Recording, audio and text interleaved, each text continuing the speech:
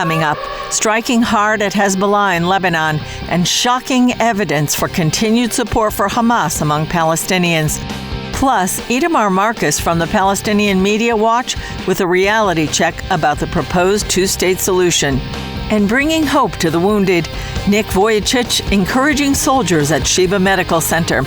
All this and more coming up on this edition of Jerusalem Dateline. Hello and welcome to this edition of Jerusalem Dateline. I'm Julie Stahl. While Israel's battle continues in the Gaza Strip, the new focus seems to be shifting to the north. As attacks from Hezbollah escalate, Israel is striking back hard. As Hezbollah launched another wave of rockets and drones with explosives into northern Israel, setting off sirens, Israeli forces have been striking back. As the battles heat up, Iran's new acting foreign minister warned Israel not to launch a war, saying ramifications could backfire against Zionists. And he said Israel would find itself in a quagmire if it launches a full-blown war against Hezbollah in Lebanon, which he called the cradle of resistance. Iraq's foreign minister added, If an attack occurs in Lebanon, then this will have an impact on the entire region. Meanwhile, the Israel Defense Forces is recommending to wrap up the Rafah operation quickly in Gaza in order to prepare for a wider war against Hezbollah in Lebanon. This comes as the Iranian-backed group has upped its strikes against Israel to hundreds a day. Fires broke out in the Golan Heights and elsewhere in northern Israel, as well as in Lebanon from the increased activity in the Middle East dry season. The IDF troops have been carrying out exercises training for combat in the northern arena for the past 2 weeks. Meanwhile, in Gaza, Israeli forces located a Hamas tunnel shaft in Rafah that led to the terrorists' underground compound, as well as large quantities of weapons after terrorists emerged from a building firing at them. President Biden reiterated that Hamas is standing in the way of a ceasefire agreement. I've laid out an approach that has been endorsed by the UN Security Council, by the G7, by the Israelis, and the biggest hang-up so far is Hamas refusing to sign on, even though they have submitted something similar. A Hamas official admitted to CNN no one has any idea how many Israeli hostages are still alive, saying, "You have to remember not only Hamas took hostages on October 7th, so did other terrorists." Meanwhile, a new poll by the Palestinian Center for Policy and Survey Research shows 67% of Palestinians believe Hamas' brutal October 7th attack was the correct thing to do. 97% say Israel has committed war crimes, while only 9% believe Hamas has committed war crimes. And 71% of Palestinians believe Hamas should still rule the Gaza Strip after the war. The idea of a two-state solution with Israel and a Palestinian state has been around a long time, almost 100 years. Middle East Bureau Chief Chris Mitchell spoke about this and the concept of a revitalized Palestinian Authority with Itamar Marcus from Palestinian Media Watch. Itamar Marcus, founder of Palestinian Media Watch. On Monday, the UN Security Council resolution called for a two-state solution with Gaza and the West Bank under the Palestinian Authority. What's your reaction? Well, obviously horrified by this kind of an option. We saw the October 7th massacre by Hamas, which was a direct result of Palestinian Authority education, not Hamas education. Palestinian Authority has been creating the messages throughout the Palestinian Authority, throughout Gaza, and responsible for education since 1994, and this is the result. The Palestinian Authority makes it clear what their goals are. Their education is very clear. Why would the international community, why would the UN want to create an Iran-like state all around Israel, in both Judea and Samaria, on the Gaza Strip? It would be a tragedy for Israel. It would be a recipe for endless wars, and I don't even want to think of the number of casualties from such a situation. Could you see the Palestinian Authority actually overseeing both Gaza and the West Bank? First of all, they couldn't do that because Hamas, the UN's calling for a ceasefire. Hamas still has half of its terrorists. They still have the leadership. You've still got Yahya Sinwar, who's their leader there. You've still got Mohammed Deif, who's another leader. You've got all the horrific people who planned October 7th. So they would just build up a terrorist organization again. If the Palestinian Authority tried to establish itself, their officers and officials would be killed immediately, as has happened apparently already. So it's like talking about putting a Palestinian Authority or an American organization to run the moon right now. The U.S. State Department has wants a revitalized Palestinian Authority. In your view, has it or is it being revitalized? It's a farce because the world is, and then the United States welcomed and said they hope it has more transparency and less corruption. Well, let me tell you, the problem is not transparency and corruption. The problem is that the Palestinian Authority teaches its people that Israel has no right to exist, that killing Jews is something that Allah wants, that destroying Israel is not only a national goal for Palestinians, but is also a goal for Islam because Israel is on holy Islamic land. These are the things that have to be changed in the Palestinian Authority. And we haven't seen any indication of any change at all in the new government. I'll just point out 2 of the new ministers have tremendous terror support in their background. There's the Minister of Women's Affairs, who right after October 7th made a speech that Palestinians have a right to defend themselves. She also appeared after October 7th at an event glorifying and honoring imprisoned terrorists, including terrorist murderers. One of them, Ibrahim Hamad, who's serving 56 life sentences, and she's standing next to his poster honoring him. And she's a new minister for women's affairs, and the minister for religious affairs in the Palestinian Authority, who's part of this quote-unquote revitalized government, a number of years back spoke about the Jews being descendants of monkeys and pigs, destined for torture, and then he called on Palestinians to be the ones who torture the Jews on behalf of Allah. There is nothing different in essence. In fact, the statements and the ideology that the Palestinian Authority has been expressing since the new government has been formed is every much as bad as it has always been, and possibly even worse. Coming up, hope and encouragement for wounded Israeli soldiers.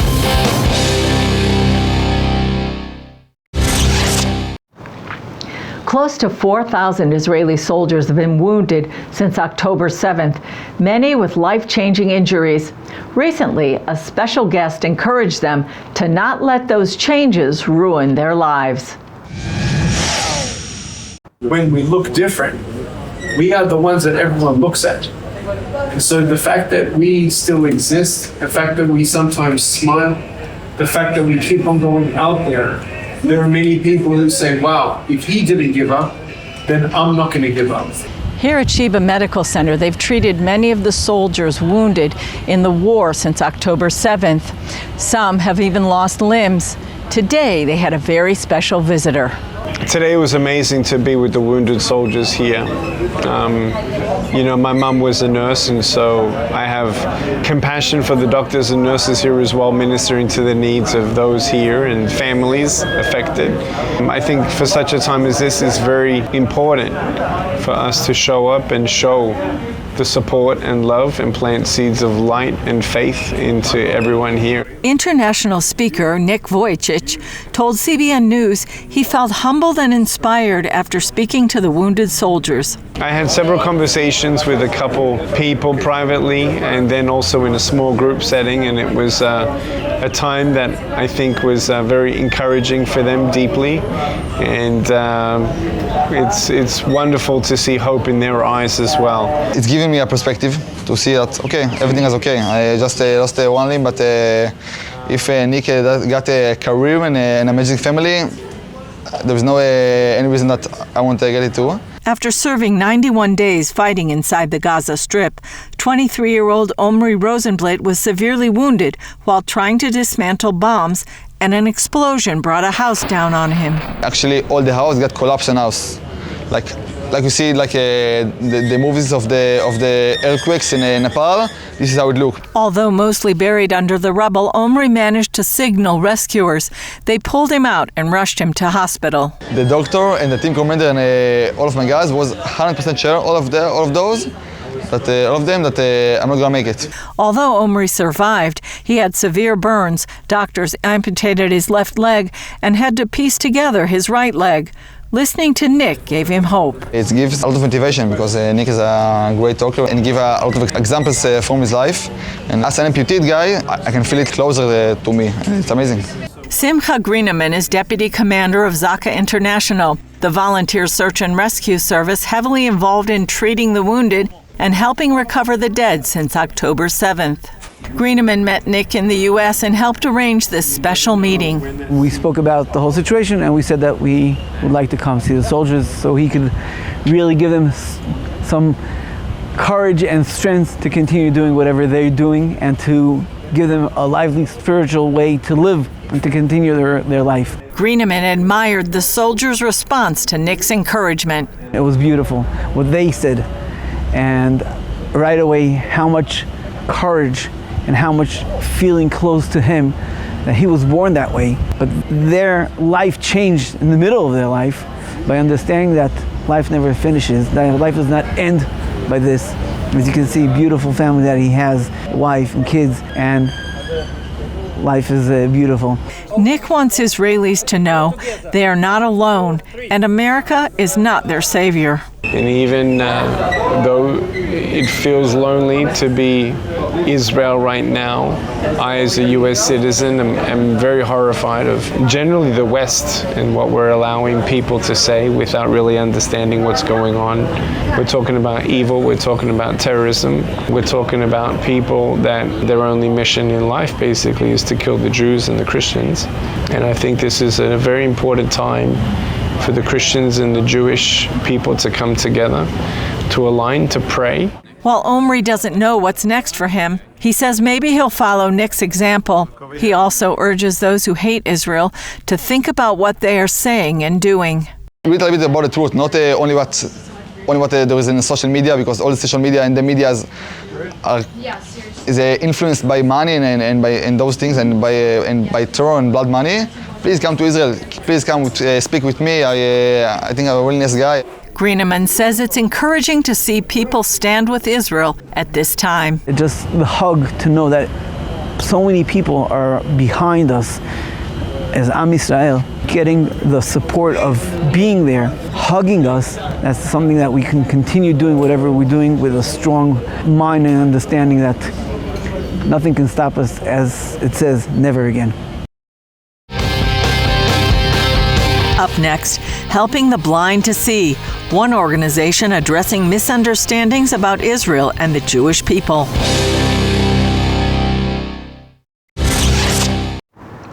Accuracy in reporting is the gold standard we're all taught in journalism school.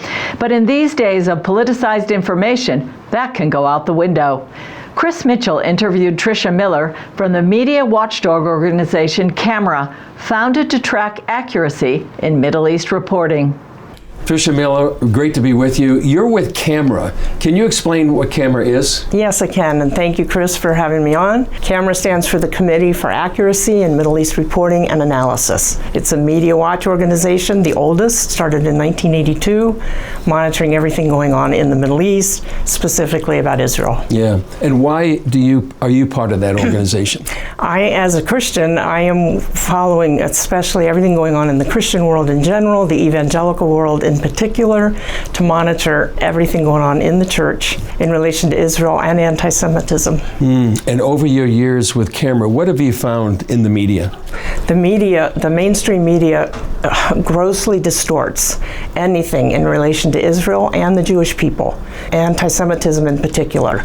They distort it through omission of facts and misleading headlines, false pictures, lies, and so Camera corrects the lies. Yeah, and what kind of impact have you had?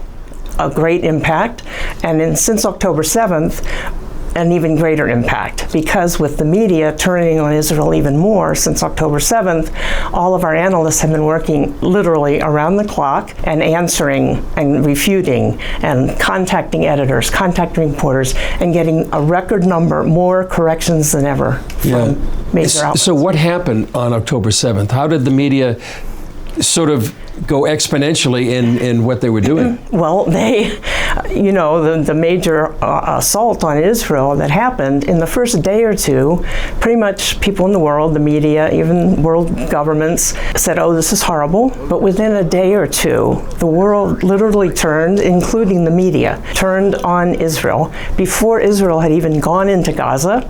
But they turned on Israel, and somehow Israel became the bad guy. And there were justifications being offered as to why the terrorists were justified in doing what they did, the atrocities they did.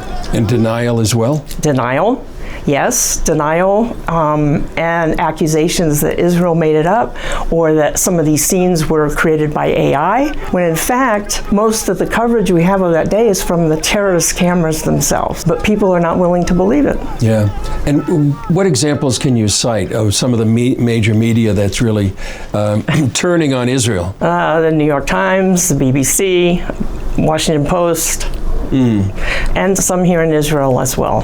And what kind of impact does that have on the church? Unfortunately, a horrible impact, because a lot of Christians only listen to the mainstream media. And when I'm talking to them, I tell them they need to listen to you because you present the facts. But the mainstream media is intentionally distorting what happened that day. Yeah, well, we try. We're trying to report accurately. You're doing a great job, and the Christian world really needs you, and Christians need to be watching you.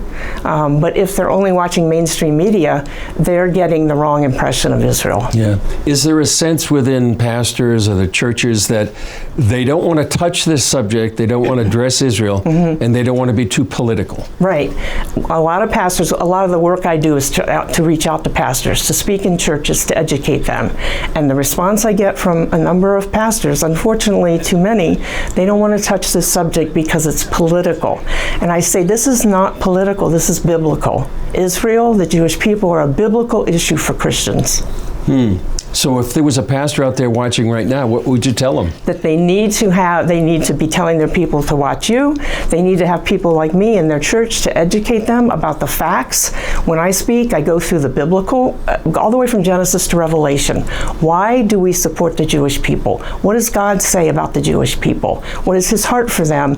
And what are his plans for this restored nation of Israel? These are the ancient Jewish people who have come back to their ancient homeland, and people in the church need to understand our intimate connection as Christians to the Jewish people and to Israel. And if pastors want to know more about you, how can they find out more about you and Camera? They can go to Camera's website, is www.camera.org. They can email me at tricia@camera.org. You have to spell it TRICIA at camera.org. Still ahead, on the front lines in the information war, Yechiel Jacobs dropping comic truth bombs.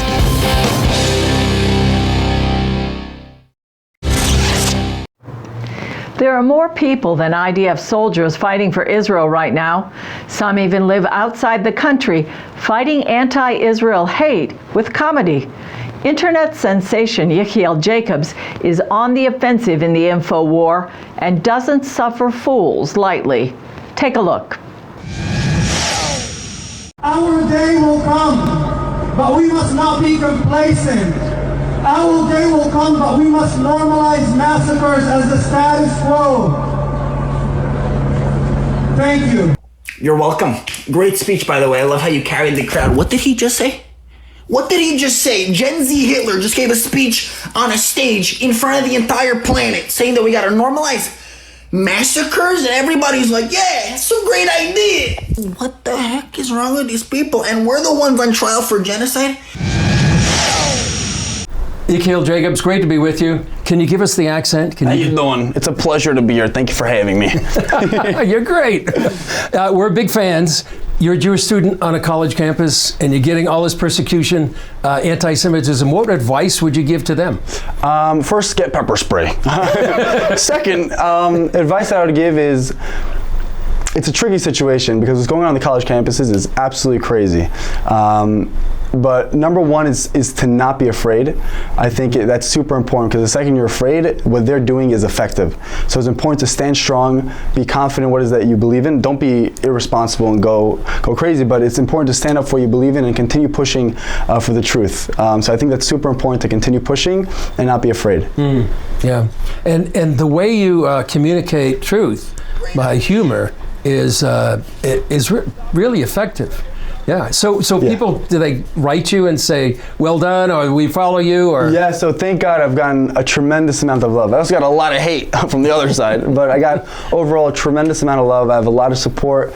Probably one of the most meaningful messages I get from people is, I have not laughed since October the 7th, and thanks to you, I have a smile on my face. So that's something, to me, it's like, I'm never gonna stop doing what I'm doing, you know? Yeah. Where do you get I know you get your material from TikTok, and you just take some time and think, oh, this is how I'm going to react to that? Yeah, so I normally I watch a video, I'm like, oh, this is crazy, I need to do a response. I'll go in the car and be like, hey, you guys doing? I'll be like in the car, and then as I'm doing the video, I'll come up with some more ideas I want to add. And then as I'm doing the video, I'll add those ideas, and it'll just kind of form itself, and just see what happens. Just kind of go. Where does the hit in the phone come from? The anger. I'm just so angry. I'm just kidding. I don't know, it just felt right. It's like when I'm doing my videos, all the choreography, it just kind of happens. It's just natural, you know? Yeah. So when I feel like I need to hit the camera, when it's like an important message, I'll hit the camera, you know?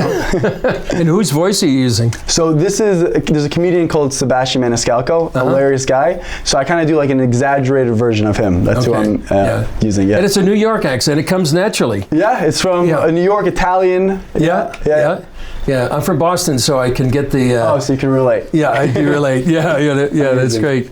Any New Yorkers stop you on the street and say...